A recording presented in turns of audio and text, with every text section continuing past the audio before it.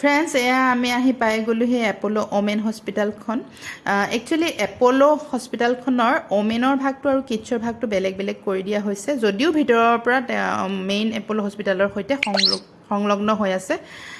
হস্পিটেলৰ ভিতৰত ইমানকৈ ভিডিঅ' কৰিব নিদিয়ে কাৰণে কৰা নাই যিদিনা আহিছিলোঁ মই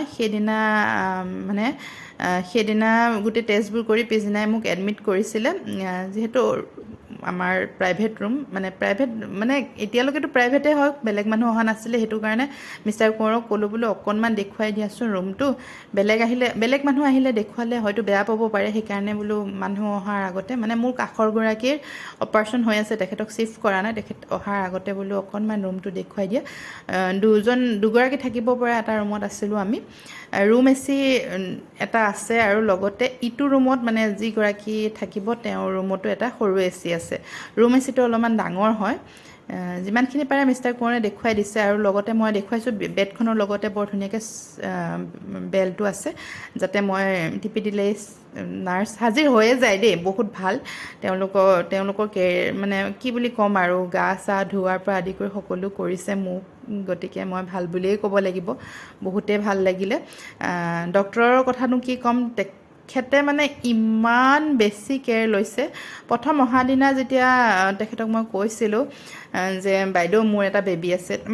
লিখি দিব লাগে ন তাত ক'ত মোৰ কিমান কি হৈছে আজিলৈকে চাৰ্জাৰী সকলোবোৰ জনাব লাগে তেতিয়া তেখেতে গম পাইছিলে যে মোৰ এতিয়ালৈকে 2 বছৰে হোৱা নাই ইমান সৰু বেবী এটা আছে গতিকে মোক সোনকালে ঠিক কৰি পঠাবই আৰু সোনকালে সুস্থ কৰি পঠাব তেনেকৈ কৈছিলে আৰু বহুত মৰমীয়াল তেওঁলোকৰ কথাবোৰতে মোৰ এনেকুৱা লাগিছিল যে মোৰ বেমাৰটো সোনকালে ভাল হ'ব মই সোনকালে সুস্থ হ'মেই আৰু তেনেকুৱা টাইপৰ লাগিছিলে এইটো চাওক ইটো ৰুমতো এখন বেড আছে আৰু মই থকা ৰুম এটাই ইটো ছাইডত মোৰ পাৰ্টটোত আৰু মই থকা পাৰ্টটোতো হেৰি আছে কি বুলি কয় বেড নহয় আচলতে সোফা এখন আছে তেওঁলোকৰ পাৰ্টটোত আকৌ সৰু এখন বেড আছে এয়া তেওঁলোকৰ ৰুমটো বাকী বহুত ভাল লাগিলে ডক্টৰৰ নামটো ইয়াতে মই ল'ব লাগিব ডক্টৰ বিনুঠা অৰুণাচলম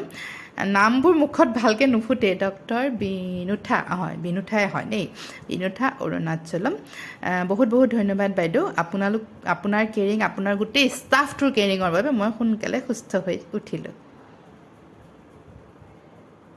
ফ্ৰেণ্ডছ মোৰ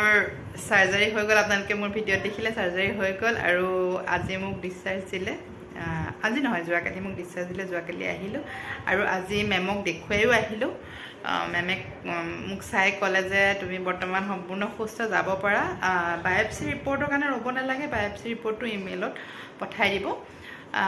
চাৰ্জাৰীটো অকণমান ক্ৰিটিকেল আছিলে কিজানি সেইকাৰণে অসমৰ পৰা পঠাইছিলে যি কি নহওক মই বৰ্তমান সুস্থ অলপ পেইন আছে বৰ বিশেষ পেইন নাই আৰু আপোনালোকৰ আশীৰ্বাদৰ বাবে মই সোনকালে সুস্থ হৈ পৰিলোঁ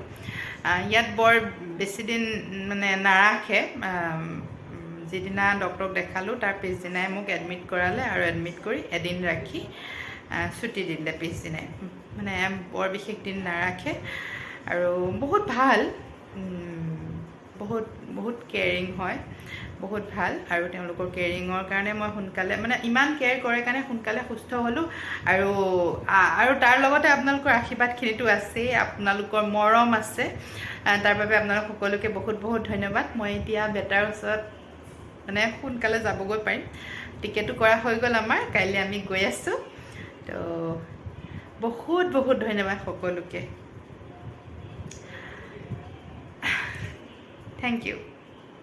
Thank you all.